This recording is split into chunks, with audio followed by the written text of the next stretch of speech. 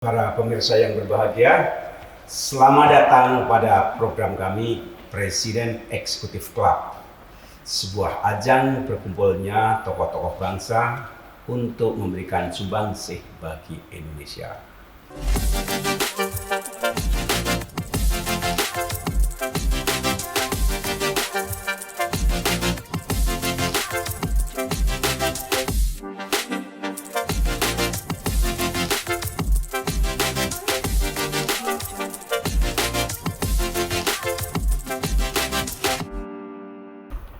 Tema dialog kali ini yaitu apa? Vaksinasi langkah nyata pemerintah untuk menangani pandemi.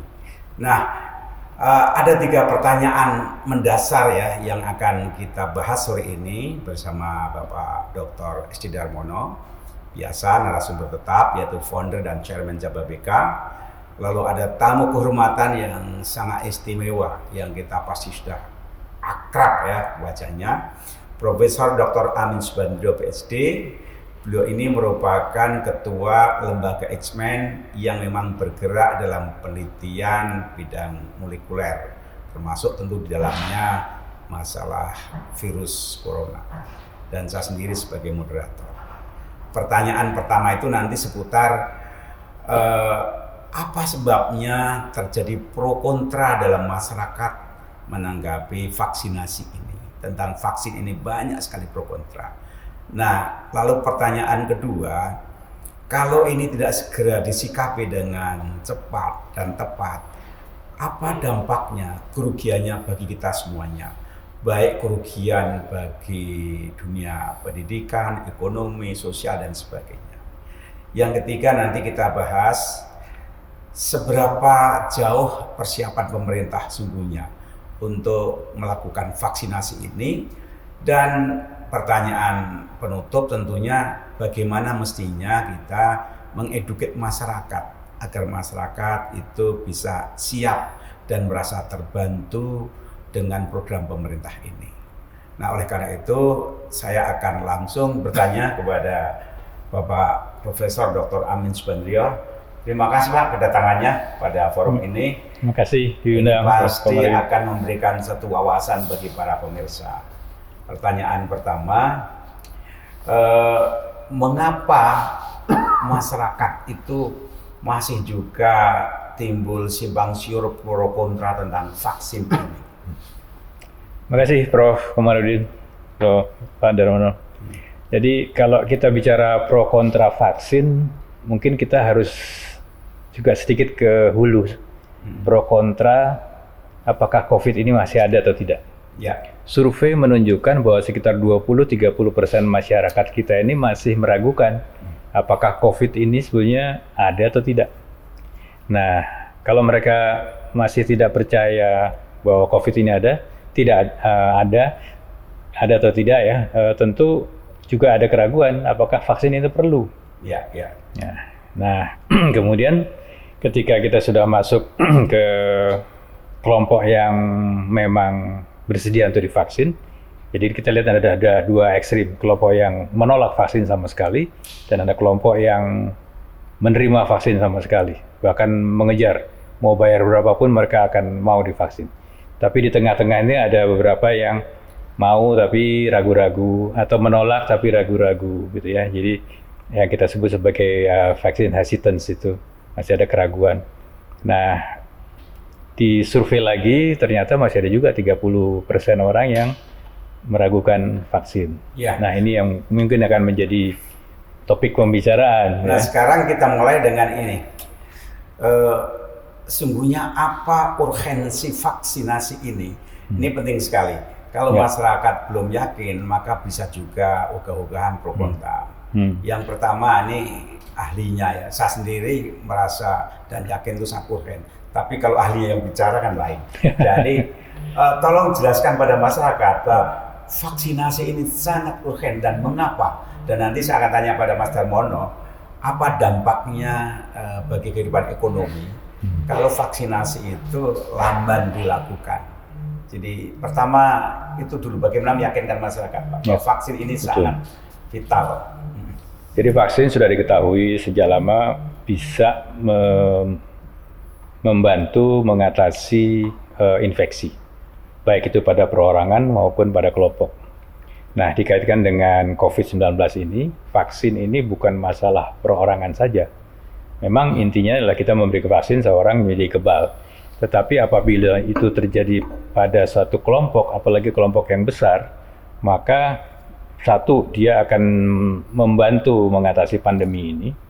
Yang kedua, orang-orang yang kebal itu bisa membantu melindungi orang-orang yang mungkin tidak bisa divaksinasi. Ada beberapa kelompok yang tidak bisa punya akses, atau dia punya akses hanya saja kondisinya tidak eligible untuk tidak sesuai untuk menerima vaksin. Nah, mereka kan menjadi populasi yang tetap berisiko tinggi, ya karena punya komorbid dan sebagainya. Nah, kelompok yang divaksinasi tadi itu bisa melindungi mereka ini. Ya, jadi sekali lagi vaksinasi ini bukan masalah pribadi, tapi kita sekaligus melindungi orang sekeliling kita, masyarakat, termasuk orang-orang yang kita cintai di rumah. Sebagai seorang ahli dan juga memimpin sebuah lembaga, HMNI kan sangat berwibawa ya, punya otoritas. Masyarakat sebagian masih ragu karena orang-orang yang divaksin, entah itu hoax atau tidak, tapi masyarakat kan bisa membedakan. Dia malah sakit, yang tadinya sehat setelah vaksinnya malah sakit dan sebagainya. Bagaimana menjelaskan itu? Hal itu hoax atau memang benar bahwa vaksinasi itu menimbulkan dampak yang membuat orang takut? Ya, setiap kali vaksin akan dipergunakan di satu negara, itu pasti sudah mendapatkan otorisasi dari badan yang bertugas. Kalau di Indonesia ada Badan POM, kalau di luar negeri ada FDA dan sebagainya. Nah, ada dua hal yang dinilai, yaitu faktor keamanannya dan faktor efikasi namanya. Efikasi itu adalah kemampuan dia membangkitkan kekebalan. Nah, faktor keamanan itu dinilai dari dua hal lagi, yaitu rasio antara manfaat dengan risiko. Yang tadi Prof. Komarudin sebutkan kan ada risiko. Orang disuntik pasti ada risikonya, setidaknya sakit tempat suntikan, atau rasa pegel besoknya, atau demam, tapi sebagian besar hilang 1-2 hari. Ya, nah itu risiko yang kemudian bisa diabaikan. Ya. Dalam beberapa hal yang sangat jarang itu risikonya bisa lebih berat.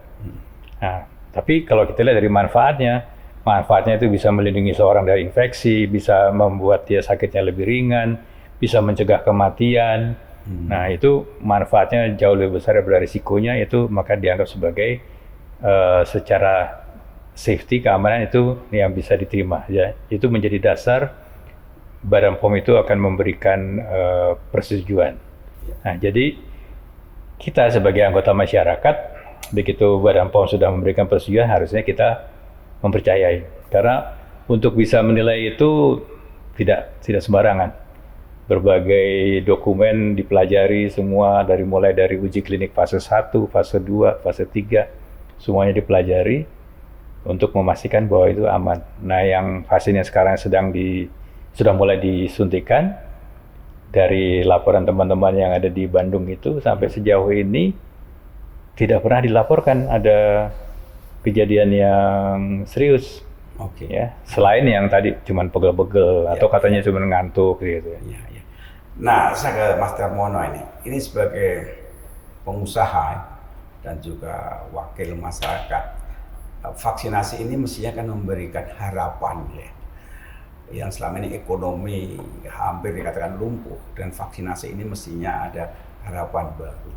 Sekarang bagaimana kira-kira meresponi atau menjelaskan bagaimana vaksinasi ini bisa menumbuhkan kembali bidang ekonomi? Ya, saya kira vaksinasi ini penting sekali, sebab Presiden sendiri sudah memberikan contoh. Beliau mulai dulu dengan vaksinasi yang tentunya memberikan semacam jaminan bahwa ini aman. Nah, dari segi ekonomi tentunya makin cepat kita bisa kembali suasana itu normal, maka ekonomi akan segera tumbuh. Jadi sangat penting bahwa vaksinasi ini bisa dijalankan secepat mungkin. Tapi karena jumlah vaksinnya sendiri juga belum bisa memenuhi semua kebutuhan, distribusinya dan lain-lain, maka sebetulnya tidak perlu ada semacam pemaksaan siapa dulu yang mau diberikan dulu kan. Atau makan waktu juga. Ya. Sambil jalan ini kan pasti banyak contoh-contoh di pasar, di lapangan bahwa oh ternyata ini aman dan ternyata hasilnya baik. Ini akan menimbulkan harapan dan juga menimbulkan rasa aman. Ya. Sebetulnya ya kalau kematian kan tidak hanya dari COVID, bisa dari segala macam jurusan. Ini karena kebetulan sedang trendy, sedang fashionable, jadi COVID ini dapat porsi yang paling tinggi. Jadi buat kita yang kerja di bidang ekonomi ini kan resahnya karena terlalu lama, akhirnya dampaknya lebih berat buat rakyat. Kalau kemudian PHK makin banyak dan juga produksi stop, ini dampaknya akan lebih besar. Ya kiri mati kanan mati lah gitu kan. Ini harapan kan lebih baik diambil daripada tidak ada pilihan. Jadi sangat dari saya dari para pemain ekonomi sangat berharap bahwa ini bisa segera dipercaya dan vaksinasi bisa bergerak secepat mungkin. Nah ini kan ada harapan ya agar vaksinasi itu cepat dan meluas, sementara kan terbatas. Lalu ada gagasan juga bagaimana kalau pihak swasta juga membuka peluang, tapi jangan sampai di Indonesia kan suka ada pembajakan barang palsu. Nah ini kan menipu masyarakat. Gimana mengatasi itu? Jadi satu, pemerintah memberikan suplai gratis, itu bagus. Tapi toh ada orang-orang yang ingin cepat, sehingga mungkin keran swasta perlu dibuka. Gimana saran Master sebagai pengusaha? Ya semua selalu ada risikonya ya, tapi tentunya kalau badan-badan yang terpercaya yang dimanfaatkan dulu, saya kira cukup aman. Dan juga pasien atau siapapun yang ingin perlu vaksinasi pasti kan hati-hati juga. Ya seperti membeli barang lah, beli barang kan harus beli brand yang mana. Kemudian rumah sakit juga pilih rumah sakit yang mana. Itu semua tergantung kepada masyarakat. Jadi tidak perlu khawatir menurut saya sih. Ya. Berlebih-lebihan. Ya. Oke, kembali ke Prof. Amin. Bagi saya secara nalar sehat ya, satu bahwa produsen atau pabrik obat itu kan tidak sembarangan, karena kalau dia ceroboh kehilangan kredibilitas kan rugi nama, rugi reputasi, rugi investasi, mereka toh tidak main-main. Kedua, pemerintah taruhannya kan juga harga dirinya, juga kepercayaan, tidak akan main-main. POM juga punya tanggung jawab seperti itu. Tapi sebagian masyarakat toh ada-ada saja, padahal tidak ada jalan lain kecuali vaksinasi kan. Nah sekarang seberapa jauh persiapan pemerintah untuk melakukan itu, baik komunikasi sosialnya, prosedurnya, obat-obatnya, penyebarannya. Menurut Prof. Amin sudah seberapa siap, seberapa jauh sehingga masyarakat itu bisa mengukur tingkat kesabarannya? Ya, kita melihat dari sebenarnya sejak beberapa bulan yang lalu ya, sekitar mungkin September, Oktober barangkali ya, bagaimana pemerintah begitu seriusnya berupaya untuk memastikan pengadaan vaksin dengan berbagai cara, sampai kemudian orang mengatakan ya ada menggunakan istilah ijon gitu kan ya, artinya produk belum jadi tapi sudah dibeli dengan berbagai komitmen. Sebetulnya ada alasan besar di belakang itu, karena kita tahu masyarakat Indonesia ini jumlah populasinya kan besar sekali. 260 juta Dan sesuai dengan perhitungan, setidaknya 70-80% itu harus dibuat kebal. Dan cara membuat kebal itu yang paling elegan dan paling terukur adalah dengan cara vaksinasi. Kita tidak ingin menggunakan cara-cara yang digunakan di negara lain di Eropa, misalnya membiarkan masyarakat terpapar, nanti akan terjadi seleksi, yang kuat ya akan selamat, yang tidak kuat ya akan tereliminasi. Bukan dengan demikian, tapi harus dengan vaksinasi. Nah, ketika diputuskan untuk mengadakan vaksinasi, kita bisa bayangkan untuk memvaksinasi 70% penduduk Indonesia atau sebanyak 180 juta orang itu, satu orang disuntik 2 kali, berarti kita membutuhkan sekitar 400 juta dosis. Nah, padahal kapasitas produksi vaksin di dunia itu tidak sebanyak jumlah penduduk dunia. Jumlah penduduk dunia itu 7 miliar lebih lah sekarang. Tapi kapasitas produksi vaksin di dunia hanya sekitar 6 miliar. Ya. Dan itu untuk menghasilkan vaksin yang lain, tidak cuma COVID ini. Nah, jadi kita bisa bayangkan untuk mensuplai seluruh penduduk dunia dengan vaksin COVID ini, produksinya aja udah kurang. Jadi kita bisa membayangkan akan terjadi semacam perebutan. Nah, kalau Indonesia tidak memastikan bahwa suplai itu ada dalam waktu yang relatif bersamaan, maka sulit untuk bisa mencapai herd immunity yang 70% tadi. Nah, oleh karena itu, sejak bulan Oktober atau November, itu diupayakan betul untuk mendatangkan vaksin dari berbagai sumber. Walaupun kita sudah ada komitmen dengan COVAX misalnya, tapi itu maksimum hanya 20% dari populasi. 20% itu kan hanya sekitar 50 juta. Nah, bagaimana dengan yang lainnya? Jadi diupayakan berbagai komitmen dari berbagai jenis vaksin, dari baik yang Cina, Eropa, Amerika, semuanya didekati dengan berbagai diplomasi. Makanya menteri-menteri kita mengunjungi berbagai perusahaan kan di negara-negara itu untuk mendapatkan komitmen dari perusahaan vaksin itu bahwa Indonesia akan mendapatkan sekian puluh juta dosis. Iya. Ya, Ada lagi pertanyaan gini, Pak Amin. Rakyat itu kan tidak ahli, tapi dia punya pertanyaan yang wajar saja. Mengapa vaksin itu beda-beda? Kemudian di antara pengguna dan pabrik itu kadang-kadang mengesankan seperti kompetisi ya. Betul. Satu menjegal yang lain, sehingga kemudian jangan milih ini, jangan milih ini.